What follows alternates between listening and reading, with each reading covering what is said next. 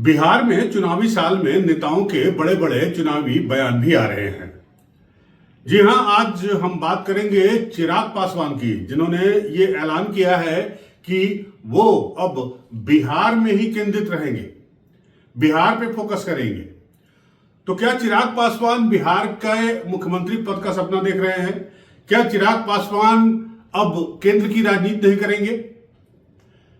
नमस्कार दोस्तों, मैं हूं अनूप श्रीवास्तव और आप देख रहे हैं मेरा चैनल न्यूज नशा। दोस्तों, इस वीडियो में हम बात करेंगे चिराग पासवान के बारे में। चिराग पासवान जो स्वर्गीय रामविलास पासवान के बेटे हैं और लोक जनशक्ति पार्टी बिहार रामविलास के मुखिया हैं, यानी सुप्रीमो हैं, अध्यक्ष हैं। आपको मालूम होगा कि 2020 का जो चुनाव हुआ था उस वक्त चिराग पासवान की पार्टी और जेडीयू के बीच एक अंदरूनी तनाव चल रहा था, जिसकी वजह से जेडीयू 2020 के विधानसभा चुनाव में 43 सीटों तक सिमट गई थी। और यह माना जा रहा था कि चिराग पासवान के चलते, जिन्होंने सारी सीटों पर अपने उम्मीदवार खड़े किए थे, इसकी वजह से जेडीयू की यह दशा हुई थी। तो क्या वही सिचुएशन एक बार फिर से तैयार हो रही है, वही पृष्ठभूमि एक बार फिर से तैयार हो रही है बिहार में? और क्या चिराग पासवान जो है उनकी नजर मुख्यमंत्री की कुर्सी पर है?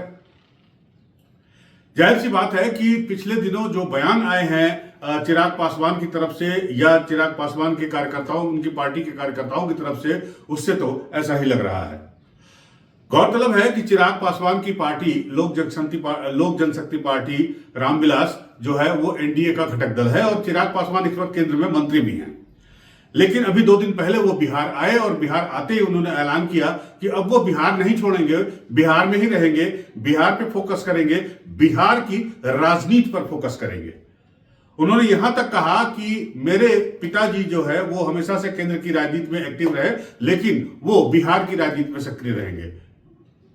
क्या कहा चिराग पासवान ने, पहले एक बार आप सुन लीजिए, फिर उसके बाद बात करेंगे कि मुख्यमंत्री पद को ही लेकर किस तरह से बिहार एनडीए में घमासान छिड़ा हुआ है और किस तरह से उनके इस बयान पर जो जीतन राम मांझी हैं उन्होंने उनको नसीहत, यानी चिराग पासवान को नसीहत भी दी थी। तो निश्चित रूप से चिराग पासवान के इस बयान में बड़े संदेश छिपे हुए हैं। चिराग पासवान की महत्वाकांक्षाएं भी इस बयान से परिलक्षित हो रही हैं, यानी दिखाई दे रही हैं। और चिराग पासवान अपनी इस महत्वाकांक्षा को दबाकर भी नहीं रखते और वो उसे सार्वजनिक तौर पर बयान भी कर रहे हैं। लेकिन सवाल इस बात का है कि क्या चिराग पासवान एनडीए से बगावत करेंगे? ठीक उस तरह जिस तरह की सीटों के सवाल पर जीतन राम मांझी ने बगावत करने का ऐलान किया था। बाद में उन्हें समझा बुझाकर जो है उनको बयानबाजी से रोका गया। लेकिन जीतन राम मांझी सीटों के लिए लड़ रहे थे। उनकी मांग थी कि उन्हें 30 से 40 सीटें दी जाए, क्योंकि उनकी पार्टी वो बिहार में कम से कम 20 सीटें जीतना चाहती है। लेकिन यहां पर चिराग पासवान की महत्वाकांक्षाएं अलग है और अपनी महत्वाकांक्षाओं को जब उन्होंने जाहिर किया तो जीतन राम मांझी ने उन्हें नसीहत भी दी। जीतन राम मांझी ने कहा कि बिहार में सीएम पद के लिए कहीं कोई वैकेंसी नहीं है, सिर्फ और सिर्फ नीतीश कुमार ही बिहार मुख्यमंत्री पद के दावेदार हैं। बिहार में एनडीए चुनाव मुख्यमंत्री नीतीश कुमार के नेतृत्व में चुनाव लड़ रही है और मुख्यमंत्री पद की शपथ अगर एनडीए दोबारा सत्ता में आती है तो वो नीतीश कुमार ही लेंगे। बावजूद इसके चिराग पासवान ने ऐसा बयान क्यों दिया? जाहिर सी बात है कि इसी वजह से जीतन राम मांझी ने उन्हें नसीहत दी कि जो लोग इस तरह का बयान दे रहे हैं वो कहीं ना कहीं से बिहार में एनडीए को कमजोर करने की कोशिश कर रहे हैं। तो पहले आप जरा सुन लीजिए कि जीतन राम मांझी ने चिराग पासवान के बयान पर चिराग पासवान को किस तरह की नसीहत दी है। तो निश्चित रूप से जीतन राम मांझी ने साफ कर दिया कि बिहार में सीएम पोस्ट के लिए कहीं कोई वैकेंसी नहीं है नीतीश कुमार के अलावे। लेकिन सवाल यह उठता है कि अभी पटना में महागठबंधन की 2 बैठकें संपन्न हुई। पहली 18 अप्रैल को और दूसरी 24 अप्रैल को। पहली बैठक जो है वो आरजेडी के कार्यालय में हुई और दूसरी बैठक जो है वो कांग्रेस के दफ्तर में हुई और अब उनकी तीसरी बैठक 4 मई को होने जा रही है। जो हाल एनडीए का है बिहार में, वही हाल महागठबंधन का भी बिहार में है।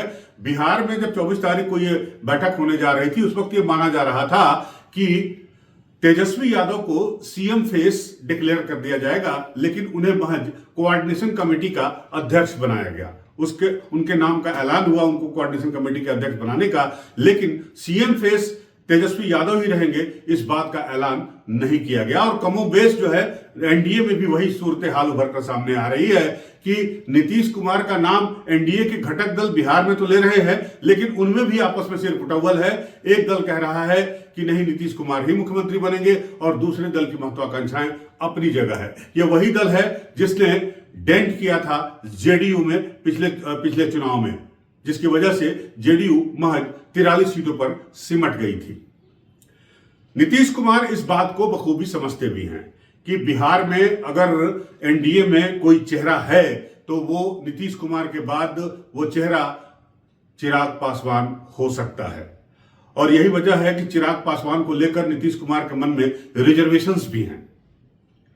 लेकिन सवाल ये उठता है कि अमित शाह और नरेंद्र मोदी के सामने किस तरह से चिराग पासवान अपनी महत्वाकांक्षाओं को रखेंगे और उनकी महत्वाकांक्षा का सम्मान कितना बीजेपी का शीर्ष नेतृत्व करेगा, ये देखने वाली बात होगी। बिहार में एक और पार्टी जो कभी एनडीए का घटक दल हुआ करती थी, वो आजकल महागठबंधन के साथ है। जी हां, मैं बात कर रहा हूं करोड़पति नेता मुकेश सहनी की।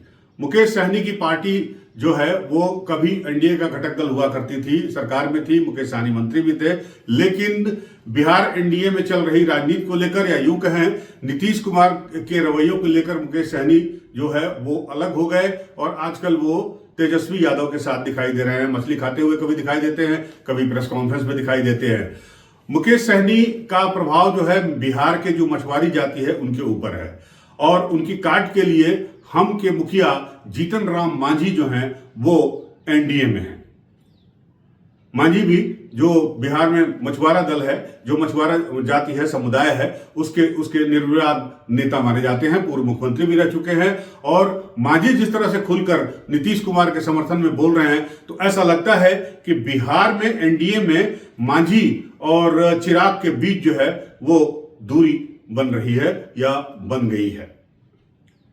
चिराग पासवान के इस बयान के बाद निश्चित रूप से एनडीए के दूसरे घटक दलों और खासकर बीजेपी के नेताओं के कान, या यूं कहें जेडीयू के नेताओं के कान जरूर खड़े होंगे, क्योंकि नीतीश कुमार के बेटे ने यह साफ साफ ऐलान कर दिया है कि चुनाव होने से पहले एनडीए को नीतीश कुमार को मुख्यमंत्री पद का दावेदार बताकर चुनाव मैदान में जाना चाहिए। लेकिन जिस तरह से चिराग पासवान ने अपनी इच्छा जाहिर की है, अपने इरादे जाहिर किए हैं, उससे लगता नहीं है कि ऐसा कुछ होने जा रहा है और नीतीश कुमार का नाम बाकायदा एलानिया तौर पर एनडीए के मुख्यमंत्री के तौर पर लिया जाएगा।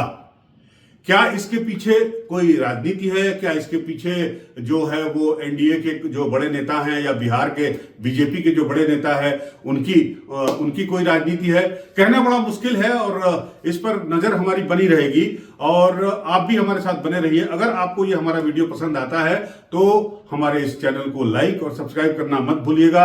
बिहार की राजनीति पर हमारी नजर बनी रहेगी, वहां के एक एक पल की राजनीति का हिसाब हम आपको देते रहेंगे, आपको सूरत हाल बताते रहेंगे।